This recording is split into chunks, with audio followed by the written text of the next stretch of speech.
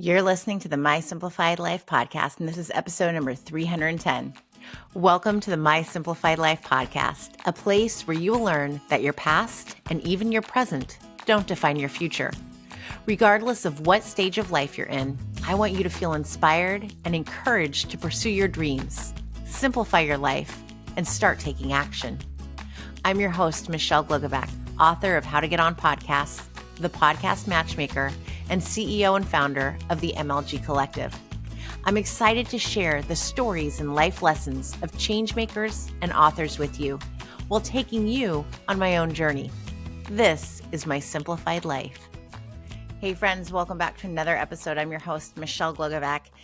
And in anticipation for Mother's Day, which is this Sunday, I thought that I would talk about mothers and what being a mom means to me and some of what that journey has looked like.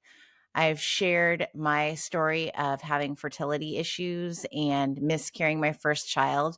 But before all of that, I was also a stepmom. I am a stepmom to two. And they came into my lives when they were 5 and 8, and they are now 23 and 26. So it has been a long time. This is like a second go round for Ted and I, having a 9-year-old and a 10-year-old, because we have been through these ages before. But as you know, children are all different. And being a parent right now is a very different time than it was when the older two were this age, and it continues to evolve and be different and challenging. Also, I think that when it comes to what being a mother is, it's many different definitions for people. And I know that this is a hard time for many who either don't have their mothers or who grew up with a different mother figure or who want to be a mother themselves. I get that because I've been there. The same goes for Father's Day because I lost my father at the age of 7. So that's also a day of struggle for me. So I understand whether you are a woman who's wanting to have children, a step parent, a person who has lost a parent. I understand what Mother's Day means and how much of a struggle and how many emotions can come through for a day like that. I think that when it comes to motherhood, for me, being a stepmom has been much more challenging than being a mom to my biological children. And I don't mean that in a negative way. I mean it because as someone who comes from the outside, you step into a relationship that's already has a foundation. It's been established and you're a stranger. You come into the lives of these tiny humans who have lots of questions of what their past has been, what their future is going to look like. And now they have someone who isn't related to them, who doesn't look like them, who is living with them, and who also shares responsibility for them. And then as that step parent, how far can you go in regards to raising them, disciplining them? How much do you contribute to their lives, whether financially, emotionally? All of these things are things that come up, and they allow for reflection, they allow for frustration, they allow for celebration, because at some point they do grow up and they become good human beings, and you've had a part in that. And so that's something that I reflect on. Especially, I shared in a post in a Substack this week that my stepson comes over about every weekend. He's 26, and we talk politics and what's going on in the world. And he knows that I'm interested and I want to hear his thoughts, and we're going to exchange opinions and discuss current events and all of that. And I know that a big part of his interest in this is because I instilled that in him. We've been together now, my husband and I, for almost 18 years. And so I've been in his life for 18 years. And there are parts of me that are definitely a part of my stepkids. And so it's nice to reflect on that and to realize that I have had an impact on them.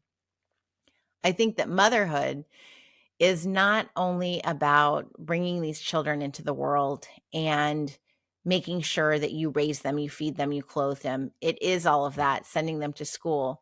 But it's also so much more. It is ensuring that you're raising little people who are going to become really good adults. And it starts at a young age. It starts with having conversations. I have always been someone who shares with my kids everything that's going on since really they were in the womb. But even as little tiny infants, I would tell them, here's where we're going. This is what we're doing. Here's what we're going to see. This is why we're doing it. And sometimes my husband would laugh and say, they don't understand you. I don't know why you're telling them all of this information. And yet they do understand. They've grown up to understand. They know that I'm going to tell them exactly what's going on, that I'm going to share the truth with them, no matter how hard it is sometimes. And any questions that they have, I will answer to the best of my knowledge. If I don't have the answers, we look it up and we figure it out together. But during this time right now in our country, there's a lot of questions. And it brings up a lot of anxiety, especially for my daughter. She's always wondering if the bad things that are happening in different parts of the world are going to happen to us. Do we need to be scared? Do we need to move? Are they going to come for us? She says, because she sees that there are attacks going on, especially right now in Pakistan. She has watched Gaza and what's going on there. And so she wonders, is this going to happen to us? Because she sees that these are human beings that are living their lives innocently that are being bombed. And it's not their fault, the ones who are the innocent bystanders. And that causes anxiety and stress and is scary. And whether we're talking about a 9-year-old or a 43-year-old, it's definitely scary to see this going on. But that's part of being a mom. Part of being a mom is making sure that you can be emotionally secure for them, that they know they can come to you when they have a problem, whether it's big or small, whether it's physical or emotional, and that you're going to take care of them first and foremost.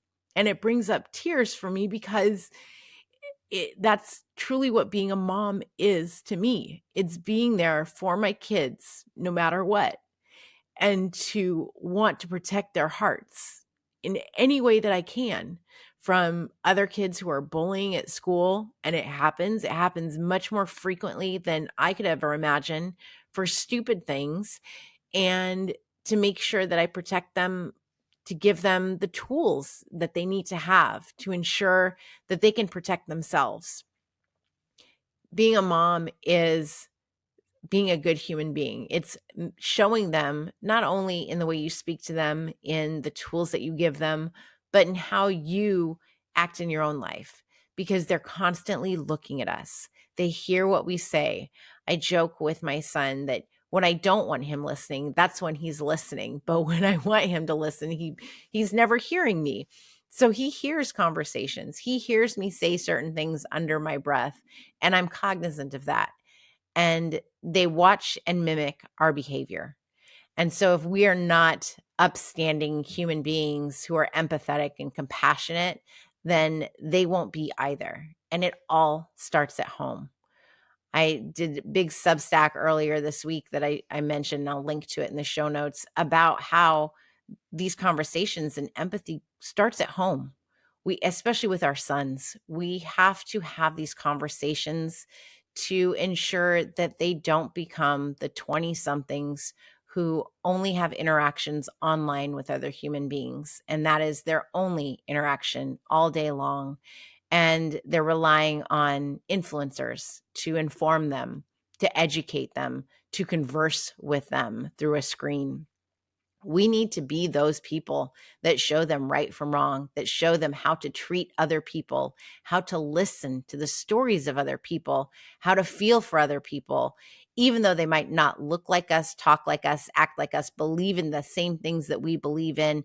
Everyone is what we should be respecting. And it's so important for us as moms to be that example. And as I said before, I'm not excusing dads from any of this. I'm speaking to you as a mom, to all the moms, because that's who I am and that's what I can speak on. And so for Mother's Day, as I know I'm going to have two tiny people waking me up on Mother's Day bright and early because they were so excited to wish me a happy Mother's Day, despite me wanting to just sleep in until 8 o'clock. But the coffee will be ready. And I know that I get to cherish that time where they're going to celebrate me because it means so much to them. I know that they're working on things in class, and it's really hard for them to keep that a secret. I was already asked, can we just share a little bit about what we're doing for you? My answer was no, I want a surprise. But to recognize that, every day that you get up, moms, every day that you are that example, every day that you put the Band-Aid on the skinned knee or on the heart that is broken, you're doing a great job. Every time you open their eyes to a new part of the world, to a story that will cause sadness and create emotion in their hearts, yet it teaches them a huge lesson on empathy and compassion, you're doing a great job. When you are introducing them to new parts of the world, whether it is in culture, art, books, just the landscape that you can go hiking on and see beautiful poppies here in California, or to see a beautiful lake or whatever nature has brought in. These are the things that you are instilling in them. You are giving them a piece of yourself every single day, every moment of every day. And in a time where when I kiss my kids goodbye at drop off and we all say, own it. That's how we end our goodbyes. I love you and own it. Own the day. Sometimes we say slay the day because we're all kind of badasses like that, apparently. But those are the things that we say to each other. Go own the day. And at the end of every night, we say what the Blue Angels say. I'm glad to be here. We own whatever we've done for the day and we take responsibility for it. And those are the lessons that I'm instilling in my kids. And that is what, to me, it means to be a mom. So I wish all of the moms out there a happy Mother's Day, whether you are a mom in waiting, a mom in wanting, a stepmom, a fur mom, biological mom, an adoptive mom, any kind of mom that you are, you're doing a wonderful job. I see you and I appreciate you and I know how tough it is. So enjoy today. Try to relax a little. I'm going to go have a cup of coffee.